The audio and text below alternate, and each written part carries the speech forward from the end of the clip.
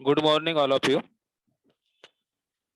Mumbai Municipal Corporation Online Education 2021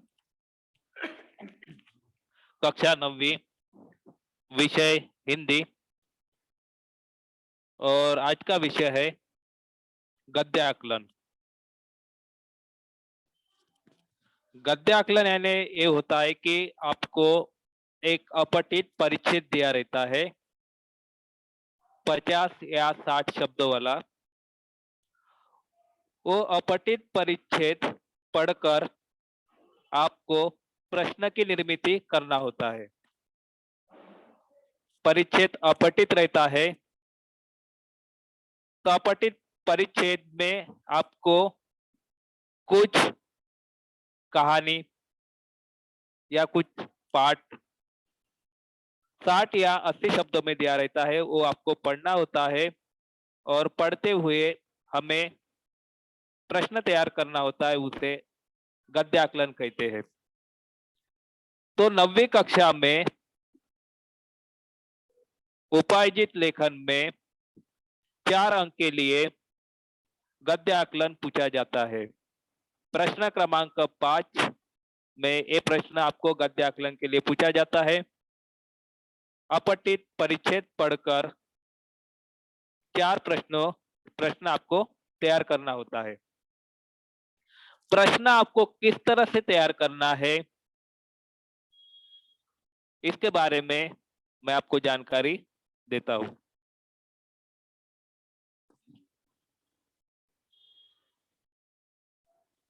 तो अपठित परिच्छेद रहता है, उसमें प्रश्न के निर्माण किस तरह से करना है। जैसे दिए गए परिच्छेद को पढ़कर उसी के आधार पर 5 प्रश्नों की निर्मिति करनी होती है। उपार्जित लेखन में एक परिच्छेद दिया रहता है, परिच्छेद आपको पढ़ना होता है और परिच्छेद में गद्यांश को पढ़कर उसी के आधार पर 5 प्रश्नों की निर्मिति आपको करना होता है। जैसे हम पाठ में पढ़ते हैं, पाठ होने के बाद में जो स्वाध्याय रहता है, स्वाध्याय में जिस तरह से प्रश्न पूछे जाते हैं उसी तरह से हमें भी प्रश्न की निर्मिति करनी होती है। तो प्रश्न की निर्मिति किस तरह से होती है। जैसे प्रश्न में क्या, कौन, कैसे, किसी लिए, क्यों, ये जो प्रश्न आते हैं और अंत में हमें प्रश्नार्थक चिन्ह लगाना अनिवार्य होता है। तो ये जो शब्द है क्या, क्यों, किस लिए और प्रश्नार्थक चिन्ह, उसी के अनुसार आपको प्रश्न की निर्मिति करनी होती है। प्रश्नों के उत्तर एक ही वाक्य में हो ऐसे प्रश्न बनाए जाते हैं। जब आप गद्य पढ़ते हैं, गद्य में किसी राजा के बारे में पूछा है तो आपको उसी तरह से राजा का नाम क्या है, राजा किस प्रदेश में रहता है, राजा दरबार में कौन कौन लोग काम करते हैं। इस तरह से हमें कुछ परिच्छेद दिया रहता है गद्य आकलन में और उसी के अनुसार हमें प्रश्न निर्माण करने होते हैं, जिसका उत्तर एक ही वाक्य में आना चाहिए, एक ही शब्द में आना चाहिए। जब आप प्रश्न की निर्मिति करते हैं तो कारण लिखो, संक्षिप्त लिखो या सहमत लिखो। ये प्रश्न गद्य की आकलन करते समय नहीं आना चाहिए। प्रश्न ऐसे ही होना चाहिए कि जिसमें हमें उत्तर एक ही वाक्य में लिखना आना चाहिए और प्रश्न ऐसे होना चाहिए कि जिसमें क्यों, कैसे, क्या, किस लिए यही शब्द और अंत में प्रश्नार्थक चिन्ह आना चाहिए। इस तरह से हमें गद्यांश में प्रश्न की निर्मिति करनी होती है। बहुत ही सरल है, परिच्छेद पढ़कर हम 4 प्रश्न तैयार कर सकते हैं, परंतु कुछ नियम है। जैसा पहला नियम है कि जैसे हम W टाइप क्वेश्चन इंग्लिश में बोलते हैं उसी तरह से क्यों, क्या, कैसे, किस लिए, कौन सा, ये प्रश्न और अंत में प्रश्नार्थक चिन्ह, ये बातें आपको ध्यान में रहा तो आप अच्छी तरह से 4 प्रश्न तैयार कर सकते हैं। जैसे आपने वृत्तांत लेखन में देखा था कि रिपोर्ट राइटिंग करते वक्त जो रिपोर्टर रहता है तो अपने मन में ये प्रश्न करता है कि हमें पूछने वाले से क्या पूछना है। तो मन ही में ऐसे प्रश्न तैयार करता है, क्या, क्यों, कैसे, किस लिए, और उसी तरह से वो जो पूछता है उससे प्रश्न करता है। उसी तरह से आपको जब गद्यांश पढ़कर प्रश्न निर्माण करना है तो ये बात आपको ध्यान में रखना है कि हमें इस शब्दों के अनुसार प्रश्न की निर्मिति करना है। एक रेखांकन करना है, एक कच्ची रेखांकन करना है, उसमें ये प्रश्न आपको तैयार करना है। तीसरा जो मुद्दा है कि गद्यांश में प्रश्न की निर्मिति किस तरह से करना चाहिए कि प्रश्न के उत्तर लिखना अपेक्षित नहीं है। जब आपको प्रश्न इस तरह से दिया होगा कि गद्यांश पढ़कर ऐसे 4 ही प्रश्न तैयार कीजिए, तो आपको 4 ही प्रश्न तैयार करना है, परंतु आप प्रश्न तैयार करते हैं, नीचे में आपको उत्तर लिखना नहीं है। ये भी नियम है, उत्तर नहीं लिखना है। 4 प्रश्न तैयार करने के लिए बोला है तो 4 ही प्रश्न आपको तैयार करना है, नीचे में उत्तर उसका नहीं लिखना है। तो ये भी गद्य आकलन में एक नियम है, 4 प्रश्न तैयार करना है, सीरियल वाइज उसका नंबर देना है। एक प्रश्न तैयार किया, एक एक और प्रश्न आपको लिखना है। दूसरा प्रश्न आपने तैयार किया 2, दूसरा प्रश्न आपको लिखना है। तीसरा प्रश्न तैयार किया 3, तीसरा प्रश्न आपको लिखना है। चौथा प्रश्न तैयार किया 4, चौथा प्रश्न लिखना है। इस तरह से आपको सीरियल वाइज प्रश्न क्रमांक लिखना है, प्रश्न अंक नंबर लिखना है, प्रश्न आपको लिखना है। इस तरह से गद्यांश पढ़कर आपको 4 प्रश्न तैयार करना होता है। आपको विचार आया होगा कि प्रश्न ऐसे कैसे होना चाहिए। तो प्रश्न तैयार करते समय प्रश्न ऐसे हो, तैयार प्रश्न सार्थक एवं प्रश्न के प्रारूप में होना चाहिए। जब आप प्रश्न की निर्मिति कर रहे हैं, गद्यांश आकलन कर रहे हैं, तो ऐसा लगना चाहिए कि हमने जो प्रश्न का निर्माण किया है वो प्रश्न जैसा ही होना चाहिए, ना तो उसका उत्तर जैसा हमें प्रश्न नहीं लिखना है। तो जब हम प्रश्न की निर्मिति करते हैं तो हमें प्रश्न जैसा ही प्रश्न होना चाहिए, उसमें जो क्यों, किस लिए, प्रश्नार्थक चिन्ह और उसका उत्तर भी गद्यांश में होना चाहिए। इस तरह से हमें प्रश्न की निर्मिति करनी चाहिए। नहीं तो आप प्रश्न तैयार कर रहे हैं और उसका उत्तर गद्यांश में नहीं है, तो ये क्या हो जाएगा, उत्तर आंसर आपका गलत हो जाएगा। आपको अच्छी तरह से गद्यांश पढ़ना है और जिसमें प्रश्न तैयार आपको करना है उस शब्दों को अंडरलाइन करते हुए आपको सोचना है कि अंडरलाइन किए हुए शब्दों को हम किस तरह से प्रश्न तैयार करेंगे। क्यों से हो सकता है तो क्यों से आप प्रश्न की निर्मिति कर सकते हैं, क्या से हो सकता है तो क्या से आप प्रश्न की निर्मिति कर सकते हैं, किस लिए, कौन, ये शब्द से प्रश्न की निर्मिति हो सकती है। उस प्रश्न के शब्दों को लेकर आपको प्रश्न की निर्मिति करनी है। और अंत में आपको ये भी ध्यान में रखना है कि प्रश्न आपका पूरा होता है तो अंत में हमें प्रश्नार्थक चिन्ह लगाना अनिवार्य है। प्रश्नार्थक चिन्ह आप नहीं लगाएंगे तो वाक्य आपका गलत हो जाएगा और परीक्षा में आपके मार्क कम हो जाएंगे। कई प्रश्न ऐसे रहते हैं कि कुछ प्रश्न में हमें विराम चिन्ह का भी उपयोग करना होता है। तो ये भी बात आपको ध्यान में रखना है कि जब हम प्रश्न तैयार करते हैं तो विराम चिन्ह के अनुसार और प्रश्नार्थक शब्द के अनुसार और प्रश्न की निर्मिति करनी होती है। प्रश्न रचना और प्रश्न के उत्तर दिए गए पद्यांश पर ही आधारित होना चाहिए। आपने प्रश्न निर्माण किया, गद्य पढ़ा, गद्य को आपको 1 बार 2 बार अच्छी तरह से समझना है और आपको ये समझना है कि जो गद्य पढ़ा है तो आपको कुछ शब्दों में ऐसे अधोरेखांकित या अंडरलाइन करना है कि इस शब्दों से हमें प्रश्न तैयार होता है।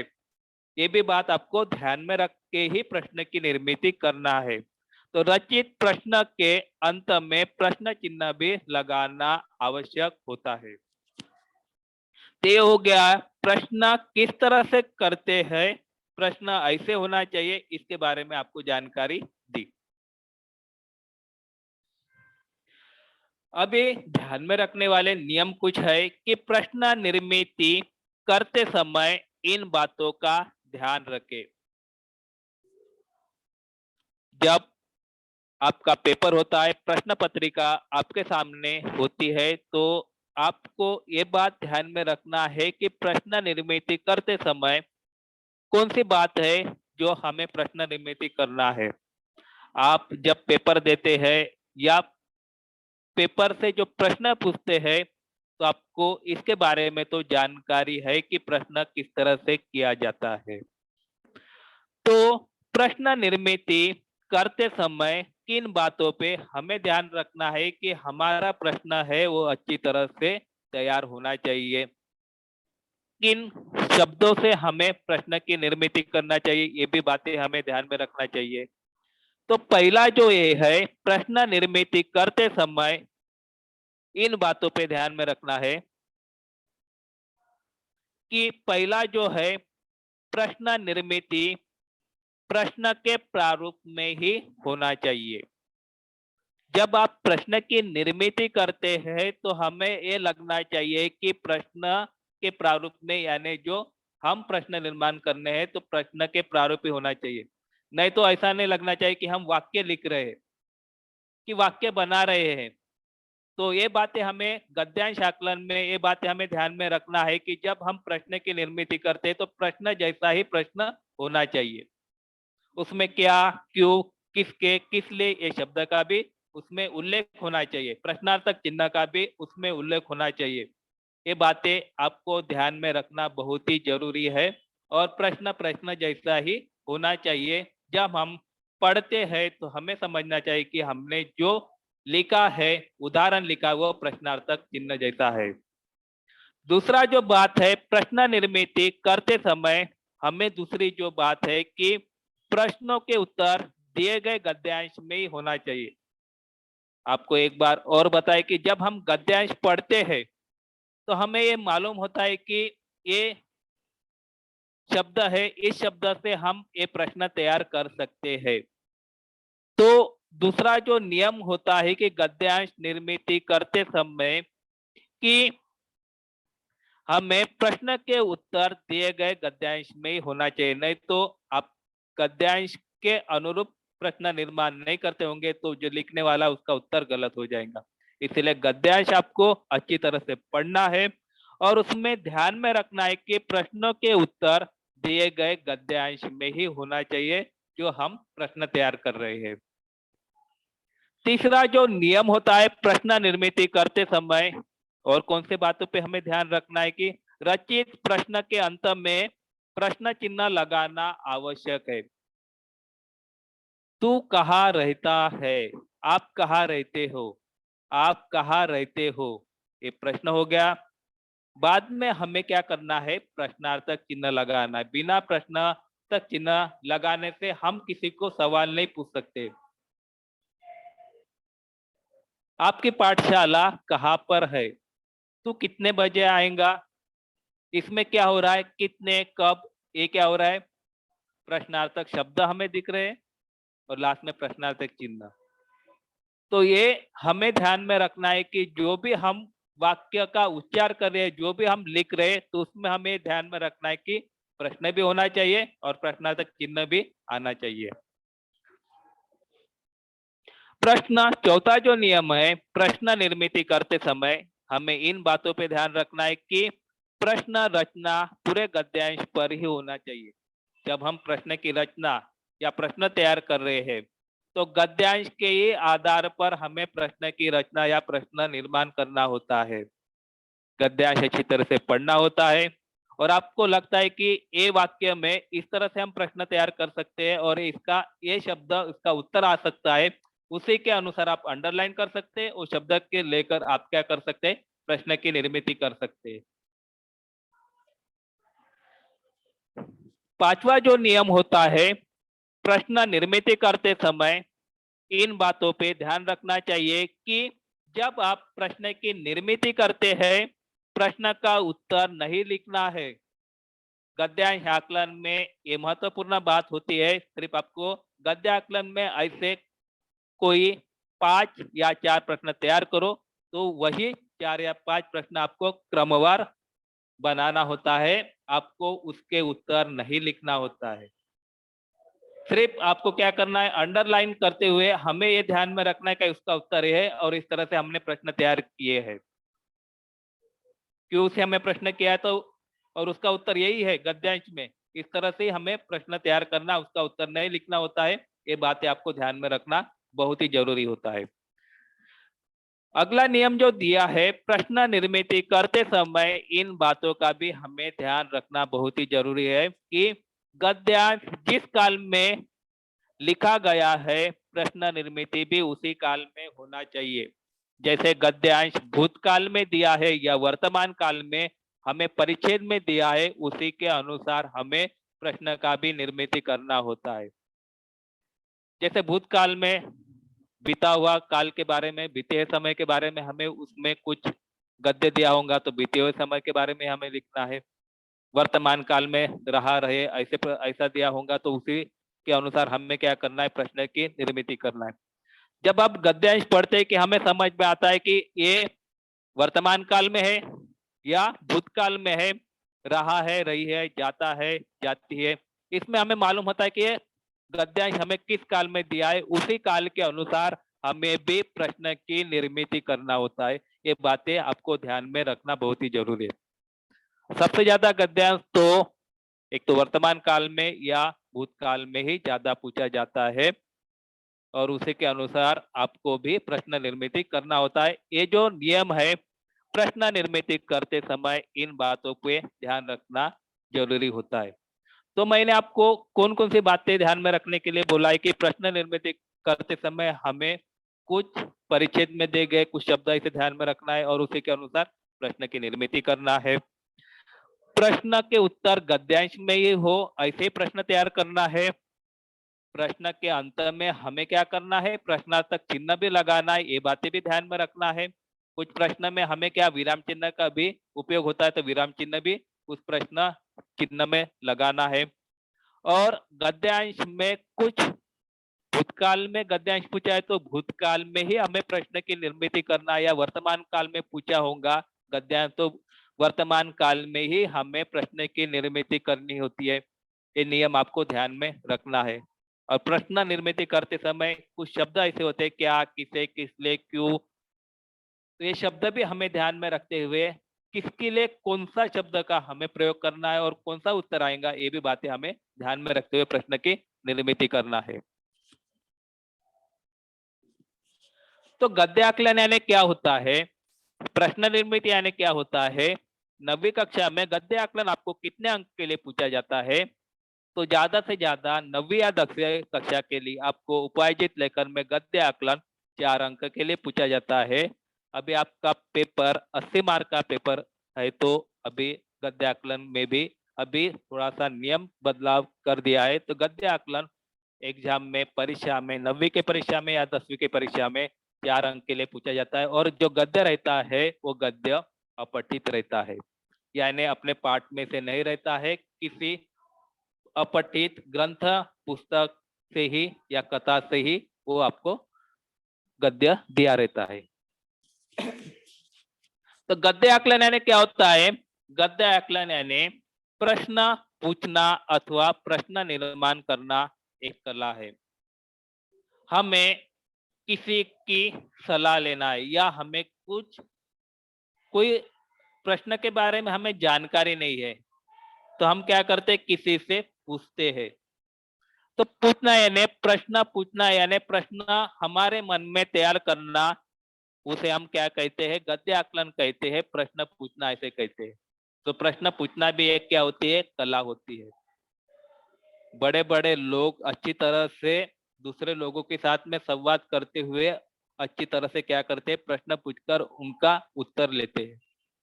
जैसे आप देखो कहीं पे भी इंटरव्यू है, मुलाकात है, बड़े बड़े व्यक्ति की हमें मुलाकात लेनी होती है तो हम भी मन में प्रश्न करते हैं कि इनसे इनका क्या है, परिचय क्या है, इन्होंने किया गया कार्य क्या है। तो जो वृत्तांत लेखन में जैसे हम कहीं पे जाते हैं, जानकारी पूछते हैं, उसी तरह से गद्य आकलन यानी प्रश्न पूछना। प्रश्न किस तरह से हमें करना है, प्रश्न किस तरह से तैयार करना है, प्रश्न का निर्माण किस तरह से करना है, एक कला होती है। परंतु गद्य आकलन में हमें प्रश्न पत्रिका में गद्य दिया रहता है, वो पढ़कर ही हमें गद्य के अनुसार प्रश्न का निर्माण करना होता है। गद्य आकलन के अंतर्गत एक गद्य खंड दिया रहता है जो कविता न रहते हुए गद्य यानी पाठ में से रहता है, जिसमें कथा, कादंबरी, लेख, आत्मचरित्र ऐसा कोई भी गद्य रहता है, उसे आपको पढ़कर उससे आपको प्रश्न की निर्मित करनी होती है। एक गद्य खंड दिया जाएगा तथा उस गद्य खंड पर आधारित 4 या प्रश्न के हमें क्या करना होता है, निर्माण करना होता है और उसी के अनुसार हमें प्रश्न भी तैयार करना होता है कि जो प्रश्न ही होना चाहिए कि हम जब पढ़ेंगे तो हमें ये समझना चाहिए कि हमने क्या किया, इसका प्रश्न निर्माण किया है। तो गद्य आकलन के बारे में आपको जानकारी मिली गई होंगी, डेफिनेशन में समझ में आ गया होगा कि गद्य आकलन यानी प्रश्न पूछना अथवा प्रश्न का निर्माण करना, जो एक क्या है, कला है। और उसमें प्रश्न जब हम निर्माण करते हैं तो प्रश्न तक वाक्य जैसे ही होना चाहिए, ऐसे हमें प्रश्न निर्माण करना होता है। जब हम गद्य आकलन या प्रश्न की निर्मित करते हैं तो कौन सी बातें हमें ध्यान में रखना है, तो ये बातें भी हमें ध्यान में रखते हुए कुछ ये दिया है कि सबसे पहले गद्य खंड को गौर से पढ़ना चाहिए। गद्य खंड आपको प्रश्न पत्रिका में 50 या 60 शब्दों के लिए दिया रहता है। तो गद्य खंड में क्या दिया है, क्या जानकारी दिया है, उसको आपको 2 या 3 मिनट में शांत से अच्छी तरह से गद्य खंड गौर से पढ़ना है। और जो हमें शब्द ऐसे लग रहे कि जिससे हम प्रश्न तैयार कर सकते हैं, उसको अंडरलाइन करते हुए प्रश्न की निर्मित आप कर सकते हैं। दूसरी जो बात है ध्यान में रखने योग्य बात है कि प्रश्न के उत्तर एक ही वाक्य में हो, ऐसे प्रश्न बनाए जाए। आपको दूसरी भी एक सूचना समझ में आ गई कि हमें कारण लिखो, स्पष्टीकरण दो, स्वमत लिखो, ऐसे प्रश्न तो तैयार नहीं करने। तो कैसे प्रश्न तैयार करने हैं कि हमें जो प्रश्न हम तैयार कर रहे हैं कि उसका उत्तर देने वाला या लिखने वाला एक ही वाक्य में उसका उत्तर एक ही शब्द में लिख सके, इस तरह से ही हमें प्रश्न की निर्मित करना है। जैसे कौन, क्यों, कैसे, किस लिए, यही शब्द का उपयोग प्रश्न तैयार करते समय होना चाहिए। तीसरी जो महत्वपूर्ण बातें हैं, ध्यान में देने वाली बातें है कि प्रश्न के उत्तर गद्यांश उसमें ही होना चाहिए। नहीं तो आप प्रश्न की निर्मित कर रहे हैं और उसका उत्तर गद्यांश में ही न हो तो वो उत्तर क्या हो जाएगा, गलत हो जाएगा। तो हमें भी ये बातें ध्यान में रखना है कि जब आप प्रश्न की निर्मित करते हैं तो उसका उत्तर भी गद्यांश में ही होना चाहिए। इस तरह से हमें प्रश्न की निर्मित करनी होती है। चौथा, जो प्रश्न की निर्मित करते समय हमें ये भी बातें ध्यान में रखना है कि प्रश्न की भाषा शुद्ध, सरल और सुलभ हो। जब हम प्रश्न का निर्माण करते हैं तो पढ़ने वाले को भी समझना चाहिए, जानकारी होनी चाहिए कि ये प्रश्न क्या है। तो भाषा भी कैसी होना चाहिए, सरल होना चाहिए, शुद्ध होना चाहिए और सुलभ होना चाहिए कि प्रश्न पढ़ते ही उसका उत्तर क्या हम लिख सके या उसका उच्चारण या उसका उत्तर दे सके। तो प्रश्न की निर्मित करते समय भी हमें भाषा सरल और सुलभ होना चाहिए। इस तरह से ही प्रश्न की निर्मित करना है। गद्य आकलन में प्रश्न निर्माण करते समय हमें ये भी बातें ध्यान में रखना है कि ऐसे प्रश्न बनाए कि उसका उत्तर एक ही वाक्य में होना चाहिए।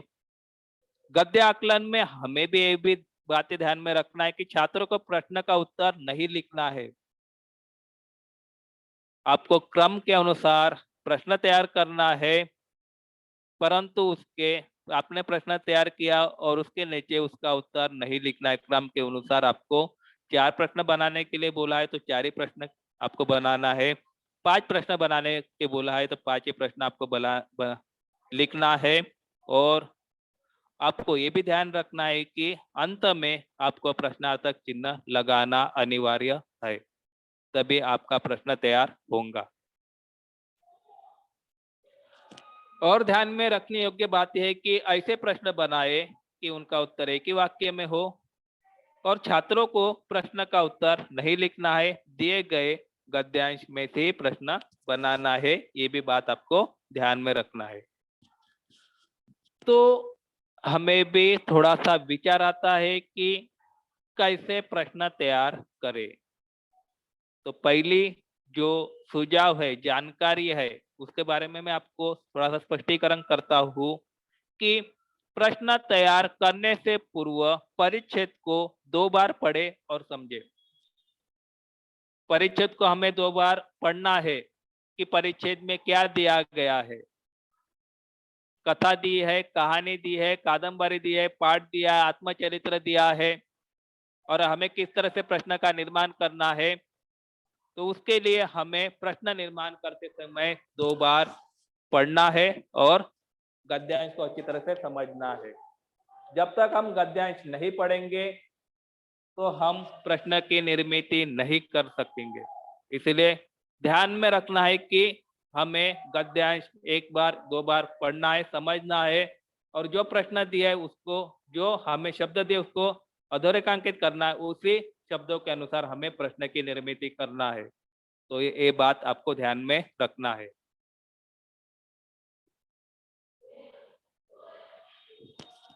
दूसरी जो बात है कि प्रश्न सरल और छोटे और स्पष्ट होना चाहिए। 7 या 8 ही शब्दों में हमें प्रश्न का निर्माण करना है। और प्रश्न कैसे होना चाहिए? सरल, जो हम अच्छी तरह से पढ़ सके और उसका क्या लिख सके, उत्तर लिख सके। ऐसे ही प्रश्न हमें तैयार करना चाहिए, और स्पष्ट होना चाहिए, और उसका उत्तर किसमें होना चाहिए? गद्यांश में होना चाहिए। ऐसे ही प्रश्न हमें क्या करना है? तैयार करना है। तीसरी जो ध्यानपूर्वक बातें जो है, प्रश्न लिखते समय उचित विराम चिन्हों का भी उपयोग होना अनिवार्य होता है।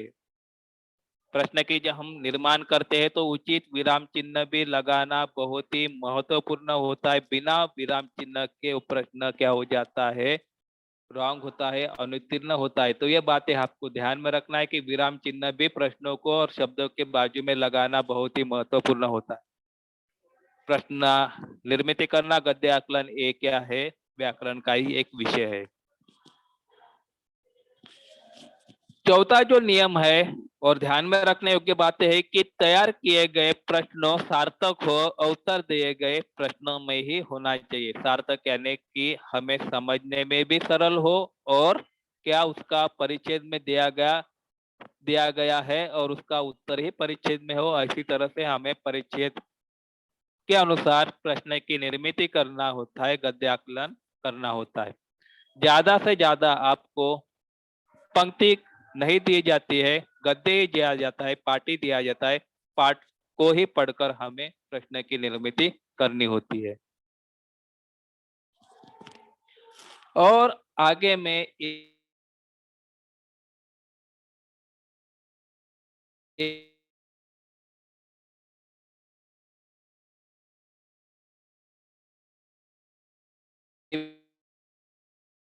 भी बात तैयार कर रहे तो प्रश्नार्थ चिन्ह बहुत ही अनिवार्य होता है। जब आप उद्गारवाचक चिन्ह का उपयोग कर रहे तो उद्गारवाचक चिन्ह उस शब्दों के सामने शाबाश, अरे वाह, बाप रे, ये जो शब्द आते तो उसके बाजू में हम उद्गारवाचक चिन्ह लगाते हैं।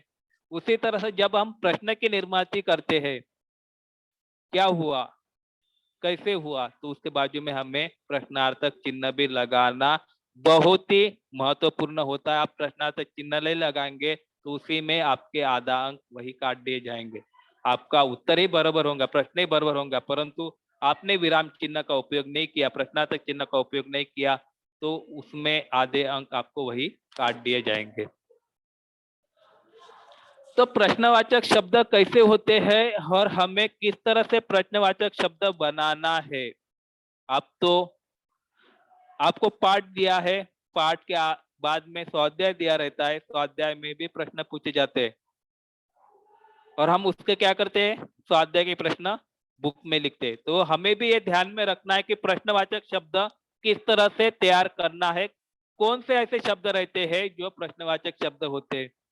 जैसे आपके टीचर अंग्रेजी पढ़ाते हैं, डब्ल्यू टाइप क्वेश्चन तैयार करो, हु का उपयोग करो, हुम का उपयोग करो, व्हाई का उपयोग करो, व्हाट का उपयोग करो। उसी तरह से हमें भी ये बातें ध्यान में रखना है कि हिंदी में प्रश्नार्थक, हमें प्रश्नार्थक चिन्ह, प्रश्नार्थक वाक्य बनाना है, प्रश्न बनाना है। तो कौन से शब्द है, जैसे कब, कैसे, कौन सा, क्या, कहा, कौन, कितना, क्यों, किसका, कैसे। ये जो शब्द है ये तो 10 शब्द है। तो इस 10 शब्द में से हमें एक ध्यान में रखना है कि ये शब्द के लिए, ये प्रश्न के उत्तर के लिए ये प्रश्न चिन्ह का हमें, प्रश्न शब्द का हमें उपयोग करना है। कब के लिए कौन सा, हमें गद्यांश आपको दिया रहेगा। गद्यांश में आप पढ़ते होंगे कि नहीं कब से ये प्रश्न तैयार होगा, तो उसी प्रश्नार्थक शब्द का उपयोग हमें आपको करना है। और ये बातें आपको ध्यान में रखना है कि प्रश्नवाचक शब्द कौन से है। तो कब, ये भी प्रश्नवाचक शब्द है। को, कैसे, ये भी प्रश्नवाचक शब्द है जिससे हम प्रश्न तैयार कर सकते हैं। कौन सा, ये भी प्रश्नवाचक शब्द है जिससे हम क्या कर सकते हैं, प्रश्न तैयार कर सकते हैं। क्या, ये भी प्रश्नवाचक शब्द है कि जिससे हम प्रश्न निर्माण कर सकते हैं। कहा, ये भी प्रश्नवाचक शब्द है कि जिस ये शब्द लेके हम प्रश्न का निर्माण कर सकते हैं। कौन, ये भी प्रश्नवाचक शब्द है कि कौन से हम प्रश्न का निर्माण कर सकते हैं। कितना, ये भी प्रश्नवाचक शब्द है कि कितना ये शब्द लेते हुए हम प्रश्न का निर्माण कर सकते हैं। क्यों, क्यों भी एक प्रश्नवाचक शब्द है कि इस प्रश्न से हम प्रश्न प्रश्न तैयार कर सकते हैं। किसका, कैसे, ये प्रश्नवाचक शब्द दिए जिससे हम क्या कर सकते हैं, प्रश्न का निर्माण कर सकते हैं। तो ध्यान में रखना है कि प्रश्नों के उत्तर लिखना नहीं है। और ये भी बातें हमें ध्यान में रखना है कि परिच्छेद हमें 2 बार पढ़ने हैं और उसी के अनुसार हमें प्रश्न तैयार करना है। ये भी हमें ध्यान में रखना है कि जब हम प्रश्न तैयार करते हैं तो सरल और छोटे ही होना चाहिए, स्पष्ट होना चाहिए। 6 या 8 शब्दों में ही हमें प्रश्न का निर्माण करना होना चाहिए। नहीं तो आप क्या गद्यांश दिया है और 10 या 20 शब्दों का आप प्रश्न तैयार करेंगे तो वो भी गलत होता है। आपको ऐसे प्रश्न तैयार करना है 5 या 6 शब्द में ही करना है, परंतु ऐसे शब्द प्रश्न होना चाहिए कि वो प्रश्न ही हो। नहीं तो आप लिखेंगे गद्यांश दिया है और गद्यांश का ही वाक्य लिखेंगे तो प्रश्न नहीं होगा। तो आपको गद्यांश पढ़ना है और उसी के अनुसार आपको शब्द ढूंढना है कि यह शब्द ढूंढते हुए हमें प्रश्न निर्माण करना है। कभी कभी परिच्छेद में आपको ऐसे भी प्रश्न पूछा जाता है 8 अंक के परिच्छेद में, देखो कि ऐसे प्रश्न तैयार करो कि जिसका उत्तर यही होना चाहिए। तो गद्यांश में ही ऐसे कुछ उसका उत्तर रहता है और उस उत्तर के अनुसार हमें क्या करना होता है, प्रश्न तैयार करना होता है। तो हमें ऐसे ही प्रश्न तैयार करो कि जिसका उत्तर गद्यांश में हो। तो हमें 2 उत्तर दिए रहते हैं और उत्तर के अनुसार हमें प्रश्न तैयार करना होता है। ऐसे भी प्रश्न आपको गद्य आकलन में पूछा जाता है। तीसरा जो नियम होता है कि उचित विराम चिन्हों का भी प्रयोग करना चाहिए। विराम चिन्ह तो व्याकरण के लिए बहुत ही महत्वपूर्ण है कि बिना विराम चिन्ह का वाक्य में भी बहुत सा बदल हो सकता है। तो प्रश्न जब हम बनाते हैं तो विराम चिन्ह के ऊपर में भी बहुत सा ध्यान रखना बहुत ही जरूरी होता है कि जहाँ पे डबल इन्वर्टेड कामा है तो उस शब्दों में डबल इन्वर्टेड कामा, कॉमा, स्वल्प विराम, अल्प विराम, योजक चिन्ह, जो भी विराम चिन्ह है, ये भी बातें आपको ध्यान में रखते हुए ही प्रश्न का निर्माण करना होता है। कुछ प्रश्न में योजक चिन्ह का भी उपयोग होता है, कुछ प्रश्न में अवतरण चिन्ह का भी उपयोग होता है, डबल अवतरण चिन्ह का भी उपयोग होता है। तो ये बातें आपको ध्यान में रखना है कि कहाँ पे हमें योजक चिन्ह देना है, कहाँ पे अवतरण चिन्ह, कहाँ पे कॉमा देना है, कहाँ पे बिंदु देना है, कहाँ पे प्रश्न देना है, इसका भी हमें ध्यान रखना बहुत ही जरूरी होता है और इसी के अनुसार हमें प्रश्न का भी निर्माण करना होता है। जब हम प्रश्न तैयार करते हैं तो उसका उत्तर परिच्छेद में ही होना चाहिए। इस तरह से हमें प्रश्न की निर्मित करना होता है। और महत्वपूर्ण ये बात तो आपको बताया है कि जब आप प्रश्न पूर्ण करते हैं, प्रश्न के अंत में आपको प्रश्नार्थक चिन्ह भी लगाना अनिवार्य है। प्रश्नार्थक चिन्ह लगाए यानी वो क्या हो गया, प्रश्न बन गया। प्रश्न के अंत में आपको उत्तर लिखना नहीं है, क्रम के अनुसार आपको प्रश्न ही तैयार करना है और उसके नीचे आपको उत्तर लिखना नहीं है। परिच्छेद पढ़ना है और उसके परिच्छेद के अनुसार आपको प्रश्न ही तैयार करना है, उसके आपको उत्तर लिखना नहीं है। ये बातें आपको ध्यान में रखना है। तो एक मैं गद्य आपको बता रहा हूं, उसी तरह से उपार्जित लेखन में भी गद्य पूछे जाते हैं और उस गद्य के अनुसार प्रश्न की निर्मिति आपको करना होता है, प्रश्न तैयार करना होता है। गद्यांश पढ़कर प्रश्न की निर्मिति करो, ऐसे 4 प्रश्न तैयार करो, ऐसा भी प्रश्न पूछा जाता है। आपको एक गद्यांश दिया रहता है उपार्जित लेखन में प्रश्न क्रमांक 5 के लिए, और उसमें परिच्छेद दिया रहता है और परिच्छेद के नीचे में आपको ये सूचना दी रहती है कि गद्यांश पढ़कर ऐसे 4 प्रश्न तैयार कीजिए कि जिनका निम्नलिखित शब्दों में उत्तर होना चाहिए। तो समझो कि आपको इस तरह से गद्यांश दिया है, जैसे मैं गद्यांश अभी पढ़ रहा हूं, तो हमें कुछ शब्द ऐसे ध्यान में रखना है कि गद्यांश में इस शब्दों के अनुसार हमें प्रश्न की निर्मिति करना है। राजा जनक अपने उपवन में टहल रहे थे, उनके मन में अनेक चिंताएं थी। देखो, हम जब वाक्य पढ़ रहे हैं तो उस वाक्य में ही हम क्या कर सकते हैं, प्रश्न का निर्माण कर सकते हैं। तो हमें कुछ ऐसे वाक्य में अंडरलाइन करना है, जैसे राजा जनक उपवन में टहल रहे थे, तो उपवन और टहल इसको अंडरलाइन करते हुए हमें प्रश्न भी निर्माण कर सकते हैं। उनके मन में अनेक चिंताएं थी, चिंताएं उसको भी अंडरलाइन कर सकते हैं, तो हमें ध्यान में आ सकता है कि इस शब्द के अनुसार हम प्रश्न तैयार कर सकते हैं। अनेक प्रश्न उन्हें घेरे हुए थे, जिनका कोई स्पष्ट उत्तर खोजने में ऐसे निमग्न थे कि उनका जरा भी ध्यान उपवन की शोभा की ओर नहीं था। तो कुछ कुछ शब्द हमें ध्यान में रखना है कि उसका प्रश्न हमें तैयार कर सकते हैं। पक्षी दिन भर के श्रम से थके अपने बसेरों को लौट रहे थे। अभी ये भी वाक्य है कि पक्षी दिन भर के श्रम से थके अपने बसेरों की ओर लौट रहे थे, उसमें भी अंडरलाइन कर सकते हैं, उसका भी प्रश्न तैयार कर सकते हैं। कुछ पक्षी पेड़ों की डालियां पर बैठे पंख पसार कर अपनी थकान उतार रहे थे। ये भी जो वाक्य है, इसमें जो कुछ शब्द है उससे भी हम प्रश्न की निर्मिति कर सकते हैं। उनके चहचहाने से पूरा उपवन गूंज रहा था। किसके चहचहाने से, ये भी प्रश्न हमें अंडरलाइन कर सकते हैं और उसका क्या कर सकते हैं, प्रश्न की निर्मिति कर सकते हैं। राजा जनक के कानों तक कोई आवाज पहुंच नहीं रही थी। धीरे धीरे अंधेरा घिरने लगा। राजा जनक अचानक सचेत हुए।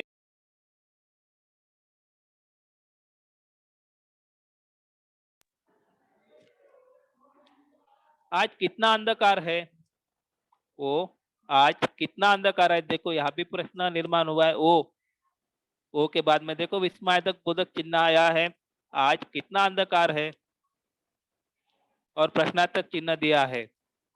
तो ऐसे हमें क्या करना है, गद्य पढ़ना है और जो शब्द हमें मिल रहे हैं कि इससे हम प्रश्न तैयार कर सकते हैं, वैसे हमें प्रश्न तैयार करना है। यहाँ पे भी मैंने 4 प्रश्न आपको समझने के लिए बनाया है और इस तरह से हमें गद्य भी क्या करना है, पढ़ना है। पढ़कर इस तरह से हमें 4 प्रश्न तैयार करना है। तो परिच्छेद पढ़ते हुए मैंने 4 प्रश्न तैयार किए हैं। जैसा पहला जो प्रश्न तैयार किया है, राजा जनक कहाँ टहल रहे थे। राजा जनक अपने उपवन में टहल रहे थे, मैंने उपवन को अंडरलाइन किया था और उसी तरह से प्रश्न तैयार किया और इसी में आपका उत्तर भी मिल रहा है। राजा जनक कहाँ ठहर रहे थे, वाक्य भी है, हमें क्या किया, सिर्फ प्रश्नार्थक चिन्ह का उपयोग किया, कहा, और अंत में थे भी आया है, यानी थे ये क्या हो गया, कौन सा काल हो गया, भूतकाल हो गया। बन गया प्रश्न। तो हमें कोई कोई प्रश्न इस तरह से बनाना है कि जिसका उत्तर उसी में होना चाहिए और उसी के अनुरूप हमें प्रश्न की निर्मित करना है। और प्रश्न शब्द है वो भी ध्यान में रखना है। यहाँ पे प्रश्न शब्द आया है कहा, हो गया उसका उत्तर। हमने क्या किया, सिर्फ कहा ये लगाया और प्रश्न निर्माण किया। राजा जनक अपने उपवन में ठहर रहे थे, यानी यहाँ पे कहा के शब्द के लिए किसका निर्माण हुआ कि जगह जगह के बारे में हमें जानकारी मिली। तो कहा जो शब्द हम उपयोग करते हैं तो वहां पे हमें क्या, इस शब्द से हमें मालूम होता है कि किसी जगह के बारे में हम जानकारी दे रहे। तो इस तरह से हमें प्रश्न तैयार करना है, बहुत ही सरल है। यहाँ पे हमने क्या किया, सिर्फ कहा लगाया और क्या हो गया, प्रश्न तैयार हो गया। दूसरा जो दिया है, राजा का ध्यान उपवन की शोभा पर क्यों नहीं था। प्रश्न इस तरह से मैंने दूसरा एक किया, और ध्यान दो कि राजा का ध्यान उपवन की शोभा पर क्यों नहीं था। तो क्यों का मैंने प्रश्नार्थक प्रश्नसुधक शब्द का उपयोग किया है। तो यहाँ पे दूसरा प्रश्न इस तरह से किया कि अनेक प्रश्न में उन्हें घेरे हुए थे, जिनका कोई स्पष्ट उत्तर खोजने में ऐसे मग्न थे कि उनका जरा भी ध्यान शोभा की ओर नहीं था। तो देखो यहाँ पे भी प्रश्न निर्माण हुआ, उनका यानी राजा जनक का ध्यान उपवन की शोभा में क्यों नहीं था। इसका उत्तर हमें मिल गया, यही से उत्तर ही है, यही पे उसका प्रश्न भी तैयार किया। सिर्फ क्या हुआ, उनका इसके सामने, उनका यानी राजा का उल्लेख होता है, उनके सामने मैंने क्या किया, राजा का नाम लिया। राजा जनक का ध्यान उपवन में क्यों नहीं था, क्यों नहीं था, क्योंकि जिनका कोई स्पष्ट उत्तर खोजने में ऐसे निगम थे कि उनका जरा भी ध्यान उपवन की शोभा की ओर नहीं था।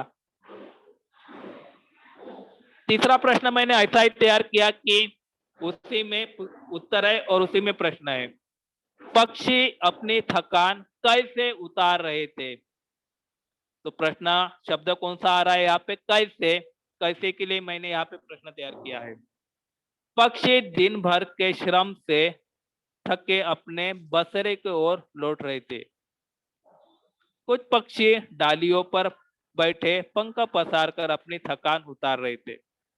तो प्रश्न ऐसे तैयार किया कि मैंने पंछी कहाँ बैठकर अपनी थकान उतार रहे थे। तो उसका उत्तर यही पे है कि पक्षी अपनी थकान कैसे उतार रहे थे। कैसे से मैंने प्रश्न तैयार किया कि पक्षी अपनी थकान कैसे उतार रहे थे, यहाँ पे उसका अपनी थकान उतार रहे थे, इसमें अंडरलाइन किया और प्रश्न ऐसा तैयार किया कि मैंने पक्षी अपनी थकान कैसे उतार रहे थे। उसका गद्य में उसका क्या दिया है, ये भी दिया है, उत्तर भी दिया है, और गद्य से ही मैंने प्रश्न तैयार किया है कि कुछ पक्षी पेड़ों के डालियों पर बैठे पंख पसार कर अपनी थकान उतार रहे थे। सिर्फ यहाँ पे पक्षी भी आया है, अपनी थकान, और प्रश्नार्थक शब्द कैसे लगाए, कैसे उतार रहे थे। बस हमें क्या करना था, कैसे शब्द लिखना था और प्रश्नार्थक चिन्ह दिया था। तो बहुत ही सरल है, और वही से हम क्या कर सकते हैं, उसका उत्तर भी हम बना सकते हैं। उत्तर भी हमें वही मिलता है, वही से हम प्रश्न तैयार करते हैं। तो कुछ कुछ हमें वाक्य में ध्यान रखना है कि इस तरह से हमें प्रश्न तैयार करना है। चौथा प्रश्न इस तरह से किया, किसके चहचहाने से उपवन गूंज रहा था। किसके, तो सबसे पहले प्रश्नार्थक शब्द किसके चहचहाने से उपवन गूंज रहा था। उनके चहचहाने से पूरा उपवन गूंज रहा था। पक्षी के चहचहाने से उपवन गूंज रहा था। तो मैंने क्या किया, किसके यानी किसी पक्षी के बारे में हम जानकारी ये कर रहे हैं तो उनके उनके के लिए हमने कौन सा शब्द यूज किया है, कौन सा प्रश्नार्थक चिन्ह का उपयोग किया है कि किसके चहचहाने से पूरा उपवन गूंज रहा था। तो ध्यान में रखना है कि उसका उत्तर प्रश्न ही उसी वाक्य में होना चाहिए कि जिसका उत्तर उस वाक्य में है। जैसे उनके चहचहाने से पूरा उपवन गूंज रहा था, हमें क्या किया, सिर्फ उसके उनके के बाजू में हमने किसके लिखा और चहचहाने से पूरा उपवन गूंज रहा था, यानी उसका उत्तर एक ही शब्द में हमें मिलता है। तो हमें ध्यान में रखना है कि जब प्रश्न की निर्मित करते हैं तो उसी वाक्य को हमें प्रश्न भी तैयार करना, उसी वाक्य के में उसका उत्तर भी उसी वाक्य में होना चाहिए, ऐसे ही प्रश्न तैयार करना है। और ये बातें आपको ध्यान में रखना है कि प्रश्नार्थक चिन्ह में कौन, कैसे, क्यों, किस लिए शब्दों का उपयोग करके हम अच्छी तरह से प्रश्न की निर्मित कर सकते हैं। देखो बहुत ही सरल है, उसी में उत्तर है, उसी में प्रश्न है। इस तरह से हमें प्रश्न का निर्माण करना होता है। और एक गद्य लिया है, इसमें क्या है कि इसी से हमें जानकारी भी हो जाएंगे कि गद्य आकलन में किस तरह से हम प्रश्न निर्माण करते। सबसे पहले हमें तो ये बात ध्यान में रखना है कि गद्य जब हम पढ़ते हैं तो 2 बार अच्छी तरह से हमें गद्य पढ़ना चाहिए। दूसरी बात ये बात ध्यान में रखना है कि जो वाक्य हम पढ़ रहे हैं उसी वाक्य के अनुसार हमें प्रश्न की निर्मित करना चाहिए कि उसी में उसका उत्तर होना चाहिए। वाक्य वही होना चाहिए, सिर्फ उसमें क्या करना है, जिस जो उत्तर दिया उसके बाजू में है हमें सिर्फ शब्द का, प्रश्नार्थक शब्द का उपयोग करना है। तीसरी बात हमें ध्यान में रखना है कि विराम चिन्हों का उपयोग करना है। चौथी बात हमें ध्यान में रखना है कि प्रश्नार्थक चिन्ह का उपयोग करना है। गद्य में ही उसका उत्तर होना चाहिए और उसी वाक्य में उसका प्रश्न भी होना चाहिए, गद्य में उसी के अनुसार उसका उत्तर भी होना चाहिए। ये बातें आपको ध्यान में रखते हुए ही प्रश्न की निर्मित करना है। और जब आप प्रश्न की निर्मित भी करते हैं तो हम आपको ये ध्यान में रखना है कि गद्य में ही शब्द दिया है, उसी गद्य का शब्दों का आपने उपयोग करना है और सरल भाषा में आपको प्रश्न तैयार करना है। तो आसानी से आप 4 अंक के लिए प्रश्न की निर्मित कर सकते हैं बिना डरे हुए, बिना विचार किए हुए। सिर्फ आपको ये नियम ध्यान में रखना है कि मुझे प्रश्न निर्मित करते समय ये जो शब्द दिया है, कौन, क्यों, किस लिए, कौन सा, कौन, ये जो शब्द है ये शब्द आपको ध्यान में रखना है। और जो प्रश्न तैयार कर रहे हैं उसके लिए कौन सा शब्द हमें इस्तेमाल करना, उपयोग करना, ये भी बात में ध्यान रखना है। जो वाक्य दिया इसमें कौन सा ही शब्द लगाने से वाक्य इसी तरह से बनेगा, इसका उत्तर इसी तरह से आएगा, ये भी बातें आपको ध्यान में रखना है। तो आप अच्छी तरह से 4 अंक के लिए 4 प्रश्नों की निर्मित कर सकेंगे और आसानी से आपको 9वीं और 10वीं कक्षा में 4 में से 4 अंक मिलेंगे ही। आपने ये नियमों का पालन किया तो आराम से आपको 4 में से 4 अंक हिंदी कक्षा में गद्य आकलन में आराम से आप हासिल कर पाएंगे। तो दूसरा जो दिया है, ऐसा ही एक गद्य आपको बता रहा हूँ और हिंदी के 9वीं कक्षा में भी ऐसे कुछ अपठित गद्यांश दिए हैं कि जिसके प्रश्न तैयार कीजिए। ऐसे भी कुछ व्याकरण आपको हिंदी के किताबों में दिया है, वो पढ़ना है और उसी के अनुसार आपको प्रश्न की निर्मित भी करना है। तो सबसे पहले जब हम गद्याकलन में प्रश्न की निर्मित करते हैं तो गद्य हमें पढ़ना है, तो हम सबसे पहले गद्य पढ़ेंगे। किसी भी देश की संपत्ति उस देश के आदर्श विद्यार्थी ही होती है। तो हमें जो प्रश्न दिया है इससे हम क्या कर सकते हैं, वाक्य दिया इससे हम प्रश्न तैयार कर सकते हैं, उसको अंडरलाइन कर दो और ध्यान में रखो कि इससे मैं प्रश्न निर्माण कर सकता हूँ, कौन सा शब्द लगा सकता हूँ। विद्यार्थी का चरित्र ही राष्ट्र की संपत्ति है, ये भी मैं अंडरलाइन करता हूँ, इससे मैं भी प्रश्न तैयार कर सकता हूँ। वह समय का मूल्यांकन करना जानता है, इसमें भी अंडरलाइन करता हूँ और उसमें भी मैं प्रश्न तैयार करता हूँ कि इसका उत्तर वही आना चाहिए। वह बैटिंग, सिनेमा, मोबाइल एवं अन्य मनोरंजन में आवश्यकता से अधिक लिप्त नहीं होता है। ये भी मुझे महत्वपूर्ण वाक्य लग रहा है, इसमें भी अंडरलाइन करते हुए मैं शब्द प्रश्न निर्माण कर सकता हूँ। उसके सामने सदा मंजिल रहती है और उसे ज्ञात है कि इन प्रलोभनों के वंश में न होकर परिश्रम, तप, त्याग और साधना है कंटकर्णी पद पर चलकर ही वह कुछ बन सकता है। ये तो बड़ा प्रश्न हो जाएगा, इसलिए मैं इसको नहीं ये करता हूँ। परिवार के लिए, समाज के लिए, राष्ट्र के लिए एवं समूचे विश्व के लिए वह भी कुछ करने की क्षमता प्राप्त कर सकता है। कौन कर सकता है? विद्यार्थी कर सकता है। जब वह अपने सर्वांगीण उन्नति करने का सामर्थ्य रखता है, वह विद्यारूपी समुद्र का मंथन करके ऐसे मोती प्राप्त कर सकता है जो आज तक अनिबद्ध रहे हो। इस तरह से हमें अपठित गद्यांश पूछा जाता है तो हमें ऐसा लगता है कि ये जो वाक्य मैंने अंडरलाइन किया है उसी वाक्य के अनुसार मैं प्रश्न तैयार कर सकता हूँ। तो ऐसे प्रश्न भी यहाँ पे तैयार किया है। जैसे प्रश्न ऐसा किया है, किसी भी देश की संपत्ति कौन होता है? किसी भी देश की संपत्ति कौन होता है? तो यहाँ पे दिया है किसी भी देश की संपत्ति उस देश के आदर्श विद्यार्थी होते हैं। देखो, उत्तर भी यहाँ है और उस अंडरलाइन किए हुए शब्द का भी हमने प्रश्न तैयार किया है। यहाँ पे देखो, किसी भी देश की संपत्ति कौन होते हैं? हमें आंसर भी मिल रहा है कि उसके आदर्श विद्यार्थी होते हैं। हो गया प्रश्न। यानी हमें दोनों भी वही गद्यांश आकलन में प्रश्न निर्मित के लिए महत्वपूर्ण ये मिल रही कि उसमें आंसर भी हमें मिल रहा है और उसी वाक्य के अनुसार हम प्रश्न भी तैयार कर रहे हैं। फिर हमने क्या किया? सिर्फ प्रश्नार्थक शब्द है कौन लगाया।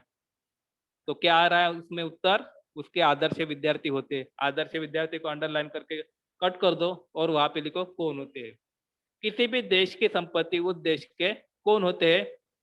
हमें एक वाक्य में उत्तर आता है कि जो आदर्श विद्यार्थी उसको काट दिया वो क्या हो गया? आदर्श विद्यार्थी होते हैं। आदर्श विद्यार्थी के बाजू में हमने क्या लिखा है? शब्द लिखा है कौन होते हैं। दूसरा जो ऐसा प्रश्न है, विद्यार्थी क्या करना जानता है? क्या करना जानता है? तो वह समय का मूल्यांकन करना जानता है। वह के लिए कौन सा शब्द आया है? विद्यार्थी। समय का मूल्यांकन करना जानता है। वह करना जानता है, उसमें मैंने शब्द लिखा क्या करना जानता है। सिर्फ क्या काट दिया मैंने वहां पे? समय का मूल्यांकन काट दिया। वो क्या हो गया? उसका उत्तर हो गया। और उस उत्तर के लिए मैंने कौन सा प्रश्नार्थक शब्द का उपयोग किया? क्या करना जानता है। वह के लिए क्या किया मैंने? विद्यार्थी क्या करना जानता है और उसका उत्तर उसी में हमें मिलता है कि विद्यार्थी समय का मूल्यांकन करना जानता है। प्रश्न भी वही है, वाक्य भी वही है, वही उत्तर मिल रहा है, वही पे प्रश्न तैयार कर रहे हैं। थोड़ा सा हमें क्या करना, थोड़ा दिमाग लगा रहा है कि वह की जगह हमें विद्यार्थी लगाया और समय का मूल्यांकन उसको काट दिया और उसको क्या किया? क्या करना जानता है ये लगाया और उसका प्रश्न तैयार हो गया। तीसरा जो है, विद्यार्थी किसके लिए कुछ क्षमता प्राप्त कर सकता है? तो है वह बैटिंग, सिनेमा, मोबाइल एवं अन्य मनोरंजन में आवश्यकता से अधिक लिप्त नहीं होता है। उनके सामने सदा मंजिल रहती कि और उसे ज्ञात है कि उन्हें प्रलोभन के वंश में न होकर परिश्रम, त्याग और साधना के कंटकर्णिक पथ पर चलना है। तो वह कुछ बन सकता है। तो उसमें कौन सी क्षमता प्राप्त कर सकता है? तो यहाँ पे उत्तर दिया है कि वो मोबाइल और अन्य मनोरंजन के आवश्यकता के लिप्त होकर कुछ भी क्षमता प्राप्त कर सकता है। इस तरह से प्राप्त कर सकता है। तो यहाँ पे दिया है कि राष्ट्र के लिए एवं समूचे के विश्व के लिए वह तभी कुछ क्षमता प्राप्त कर सकता है। तो हम उसी को ये कर सकते हैं कि विद्यार्थी किसके लिए कुछ क्षमता प्राप्त कर सकता है। तो यहाँ पे उत्तर भी ऐसा आ सकता है कि विद्यार्थी राष्ट्र के, विश्व के लिए, समुच्चय के लिए कुछ क्षमता प्राप्त कर सकता है। तो हमें वाक्य भी वही मिल रहा है और उसमें हम क्या किया है? किसके लिए ये शब्द का हमने क्या किया? उपयोग किया है। चौथा प्रश्न हम इस तरह से किया है कि विद्यार्थी किस प्रकार के मोती प्राप्त कर सकते हैं, किस प्रकार के मोती प्राप्त कर सकते हैं। तो इसका आंसर है वह विद्यार्थी समुद्र का मंथन करके ऐसे मोती प्राप्त कर सकते हैं। तो हमें विद्यार्थी समुद्र का मंथन करके इसको क्या करना है, काटना है और प्रश्न तैयार करना है। विद्यार्थी किस प्रकार के मोती प्राप्त कर सकते हैं, उसका उत्तर वही वाक्य है, वही उसका उत्तर है कि विद्यार्थी समुद्र के मंथन करके ऐसे मोती प्राप्त कर सकते हैं। तो हमें जो प्रश्न है उसको क्या करना है, काटना है, उसके जगह में हमें शब्द का क्या करना है, प्रश्नार्थक शब्द का उपयोग करना है। तो इसीलिए मैंने आपको नियमों के अनुसार यही बोला है कि वही वाक्य आपको ये करो कि जिसका उत्तर वही वही पे आना चाहिए, और जिस वाक्य है उसको हम क्या कर सकते हैं, प्रश्न भी निर्माण कर सकते हैं। ऐसे वाक्य 5-6 शब्दों का वाक्य भी तैयार कर सकते हैं और उसी में भी हम उत्तर लिख सकते हैं। अंत में आप इस गद्यांश में कौन कौन सा शीर्षक देना चाहेंगे, उचित समझेंगे, ये भी लिख सकते हैं। गद्यांश पढ़कर आपको क्या सीख मिली या कौन सा शीर्षक मिला और हम क्या उसे उचित समझेंगे, ऐसा भी हम प्रश्न तैयार कर सकते हैं। प्रश्नार्थक चिन्ह लगा सकते हैं कि मैं विद्यार्थी का मूल्यांकन, विद्यार्थी का श्रम, पाठशाला, ऐसे आपको मन में जो प्रश्न आते हैं, ऐसे हम ये गद्यांश पढ़कर हमारे मन में जो प्रश्न आते हैं उसका हम अच्छी तरह से शीर्षक दे सकते हैं। तो बहुत ही सरल है गद्यांश में प्रश्न की निर्मित करना। आपको ये बात ध्यान में रखना है कि गद्यांश अच्छी तरह से पढ़ना है। अभी हमने गद्यांश पढ़ते हुए क्या किया, कुछ ऐसे वाक्य में दिखे, उसमें क्या किया, अंडरलाइन किया और उसका उत्तर है उसको कट करके उसमें क्या किया, हमने प्रश्न प्रश्न लगाए और प्रश्न का निर्माण किया।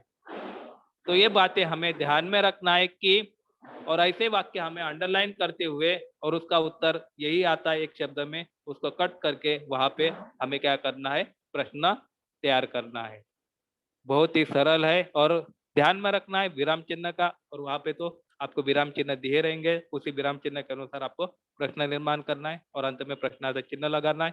और प्रश्नार्थक जो शब्द है, क्या, क्यों, कैसे, किस लिए, कौन सा, किसके, ये तो शब्द आपको ध्यान में रहेगा और इसके लिए हमें ये शब्द का उपयोग करना है। तो ये बातें ध्यान में रखते हुए प्रश्न की निर्मित करना है।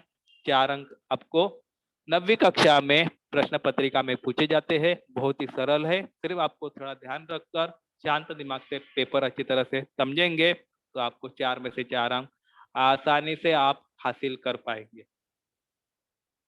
तो आज के सेशन में इतना ही। मैं समझता हूँ कि जो गद्याकलन है 4 अंक के लिए आपको जो बताया वो आप अच्छी तरह से समझ गए होंगे। आप प्रैक्टिस करो घर में और किताब में जो गद्याकलन दिया है उसको पढ़ो और किस तरह से प्रश्न तैयार करना है लिखो और आपके टीचर को दिखाओ। और कुछ डाउट होगा तो आप आपके टीचर से पूछकर गद्याकलन प्रश्न निर्मित किस तरह से करना है इसके बारे में पूछो। आज के लिए इतना ही, मैं अपना सेशन समाप्त करता हूँ।